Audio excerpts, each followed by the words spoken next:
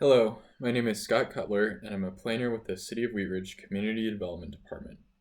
I'm presenting case number WZ-19-07, which is a request for approval of a zone change from Residential 1 to a planned residential development with an outline development plan. I'd like to enter into the public record the contents of the case file, the zoning ordinance, the comprehensive plan, and this digital presentation. The property is within the City of Wheat Ridge. All appropriate notification and posting requirements have been met, and therefore City Council has jurisdiction to hear this case. This is a 2018 aerial view of the property. The property is outlined in red. It's approximately 1.28 acres. It's currently vacant, and it's just a block east from the Kipling corridor. The surrounding area is a mix of uses: duplexes to the east and north, single family to the south, commercial to the west, and a park to the southwest. This is a topographic view of the property showing the existing conditions.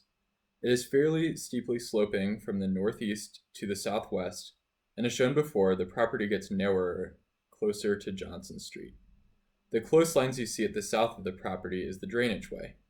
The property is significantly lower than the Iris Court development to the east, which is held up by a retaining wall. The topography and shape result in some design constraints, which I will describe in more detail later. This is a zoning map of the area. The site is zoned R1, Residential 1, as are properties to the south. Properties to the north are zoned R2. The duplex development to the east is zoned R2A. Commercial zoning is along the Kipling corridor, with some mixed-use zoning further north and west on Kipling Street and 38th Avenue. Before I get into the specifics of the applicant's proposal, I want to quickly go over the purpose of a planned development. The next 3 slides are directly from the municipal code and describe in detail what a planned development is and why a property owner would pursue one.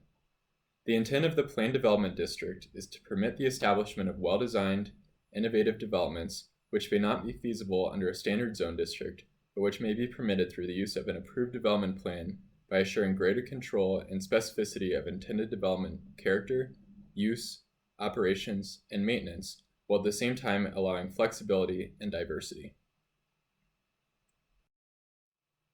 This slide is from Chapter 26-301C of the Code, which explains why a planned development is needed. Properties over 1 acre must be rezoned to planned development, as they are not eligible for other residential zone districts. To accomplish transitional land uses and buffering from surrounding areas, to promote flexibility in design and location of buildings, and to accommodate unique designs and properties such as slope, shape, and location. The outline development plan establishes the PRD zoning requirements. In this case, the applicant is proposing to develop the site with 10 dwelling units, with 3 duplexes and 4 single-family homes.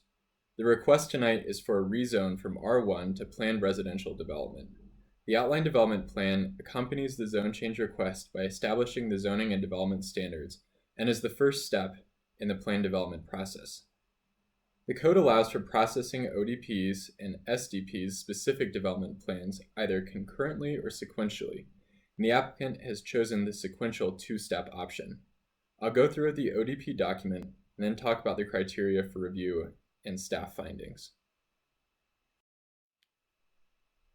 The ODP is 2 sheets in this case, which are found in the staff report. The first page has dedicated signature blocks, legal descriptions, and a description of the development.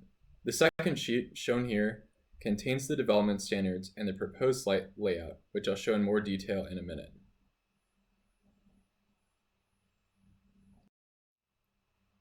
This table summarizes the development standards that are proposed on sheet 2 of the ODP. For permitted uses, the applicant has proposed duplexes and single-family primary uses. No accessory buildings or RV parking will be allowed, which is not the case in standard zone districts.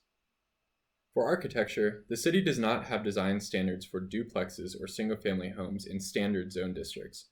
However, the applicant has proposed self-imposed standards, which include an aggregated 30% masonry requirement on front elevations, varying elevations so all units are not identical, and alley-loaded garages.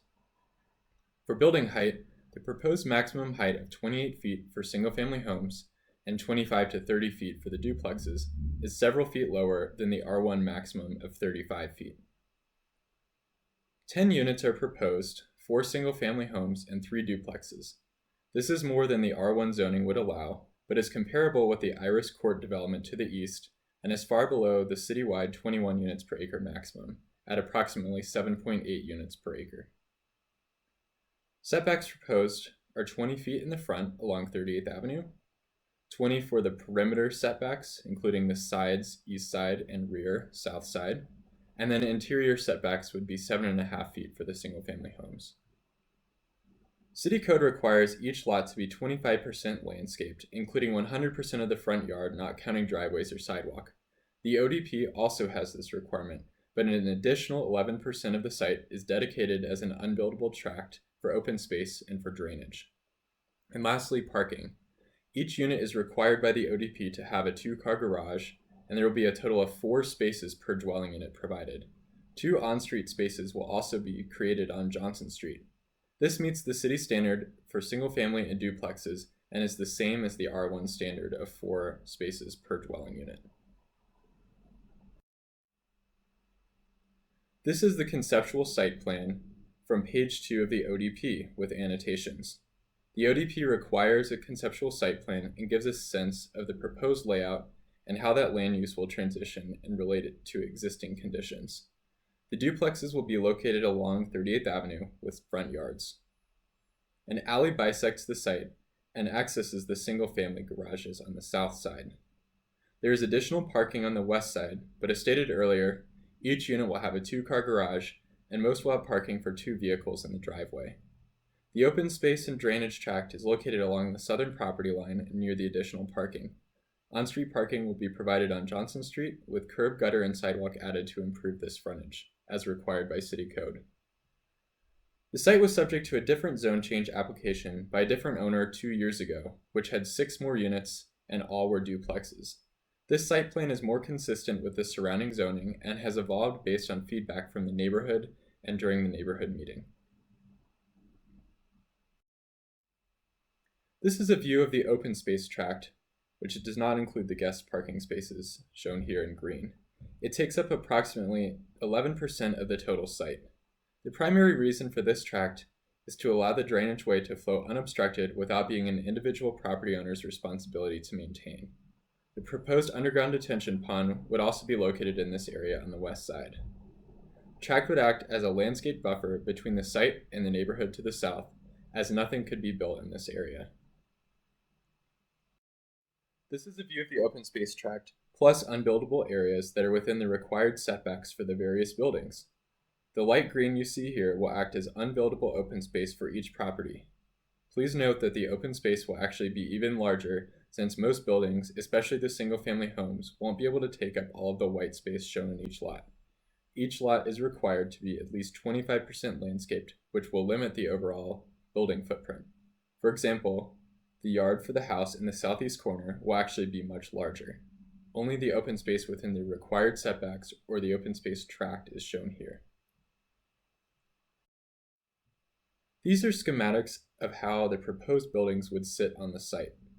As mentioned earlier, the houses would not take up the entire white space on the diagram shown in the previous slide.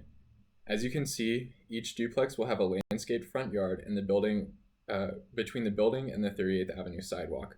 The single-family homes will have backyards of varying sizes in addition to the landscaped area to the south.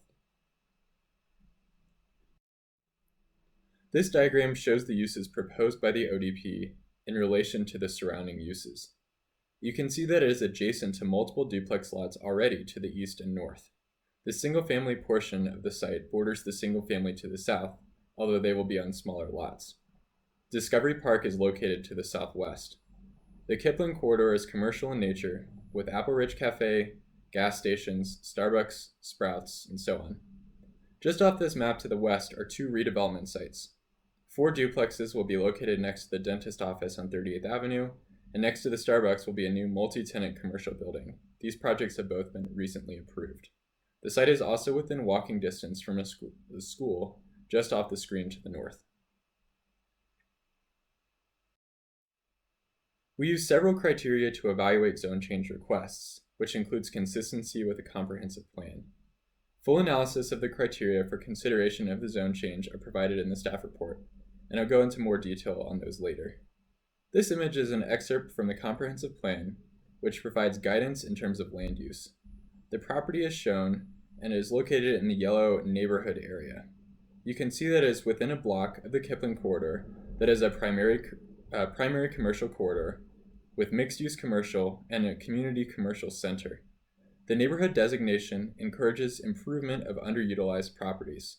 The proposed zone change is consistent with the neighborhood designation and supports the city's stated goals of increasing options for home ownership and attracting a range of household types. Large portions of the city designated as neighborhood contain duplexes, and this application is found to be in full compliance with the comprehensive plan in terms of density. It acts as a transition from the higher intensity Kipling corridor on the west to the duplexes and single-family neighborhoods in the area. City Council is compelled to review zone changes against the criteria found in the City Code. These criteria are found in Section 26-303D, and all zone changes for planned developments must comply with these criteria. They must not have an adverse effect on the surrounding area. The development cannot be feasible under another zone district due to waivers or variances required. Adequate infrastructure must be available or can be installed at the developer's expense. And the zone change is in conformance with the city's comprehensive plan goals, policies, and objectives. As a requirement of the zone change process, a neighborhood meeting was held on October 3, 2019 at City Hall. 18 people attended the meeting, and the notes from that meeting are included in the staff report. Since Wheat Ridge is not a full-service city, we sent the application on referral to outside agencies, including fire, water, sanitation, and Excel, as well as completed an internal review. We did not receive any concerns or objections from outside agencies. On February 6, 2020, Planning Commission reviewed this request and recommended approval. The minutes and staff report are available on the Wheat Ridge Speaks website. Before the hearing, the property was posted for 15 days and letters were sent to property owners within a 300-foot radius. Comments collected on Wheat Ridge Speaks will be reviewed by the City Council and entered into the public record as official public comment. Staff believes the zone change request meets the criteria. It allows for a compatible and transitional land use, it complies with the comprehensive plan, and it provides opportunity for reinvestment. The area has long included a mix of housing types, and this project will add to the diversity of the area. Ultimately, staff is recommending approval of the request. If City Council approves the ODP, the zone change is approved, and the applicant can move forward with a specific development plan and plat. That concludes my presentation. Thank you.